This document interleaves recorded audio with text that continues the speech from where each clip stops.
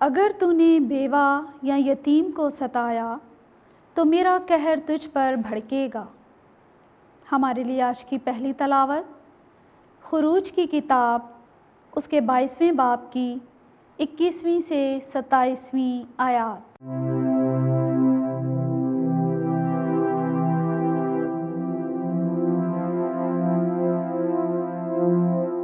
ایک دن خداوند نے موسیٰ کو فرمایا کہ بنی اسرائیل کو یہ حکم دے، تو مسافر کو دکھ نہ دے اور نہ اس کو تنگ کر، کیونکہ ملک مصر میں تم بھی مسافر تھے۔ تو کسی بیوہ یا یتیم کو مت ستا، کیونکہ اگر تو نے ان کو ستایا اور وہ میرے پاس چلائے تو میں ضرور ان کی فریاد سنوں گا اور میرا قہر بھڑکے گا۔ میں تم کو تلوار سے قتل کروں گا، تو تمہاری بیویاں بیوہ اور تمہارے بچے یتیم ہو جائیں گے۔ اگر تو میرے لوگوں میں سے کسی مفلس کو کچھ روپیہ قرض دے تو سود خور کی مانند مت بن اور اس سے سود مت لے۔ اگر تو نے اپنے ہمسایہ کا لباس گروی میں لیا ہے تو سورج ڈوبنے کے وقت اس کو واپس دے دے، کیونکہ یہی ایک چیز اس کے اوڑھنے کی اور اس کے بدن کا لباس ہے۔ وہ کس میں سوئے گا؟ اگر وہ میرے پاس چلایا تو میں اس کی فریاد سن لوں گا، کیونکہ میں ترس کھانے والا ہوں۔ پاک کلام کے پڑھے اور سنے جانے پر خدا کی برکت ہو، خدا کا شکر ہو۔ جماعتی جواب: اے خداوند، میں تجھے پیار کرتا ہوں۔ اے خداوند میری قوت، میں تجھ کو پیار کرتا ہوں۔ اے خداوند میری چٹان، میرے حصار، میرے مخلص، میرے خدا، میری چٹان جہاں میں پناہ لیتا ہوں، میری سپر، میری نجات کا کرن، میرے حصن۔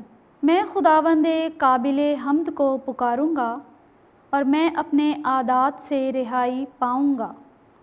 جماعتی جواب: اے خداوند، میں تجھے پیار کرتا ہوں۔